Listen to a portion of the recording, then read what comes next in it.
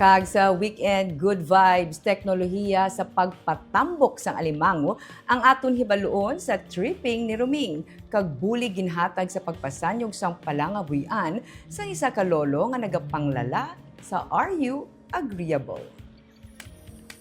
Nakahibalo kamo bala nga sa may banwas ang ilog, may isa ka mud crab farm nga gintudluan sang CPSU sang Teknolohiya nga mapahapos ang ila pagpatambok sang mga alimango. Aton inilagawan buwas sa tripping ni Ruming.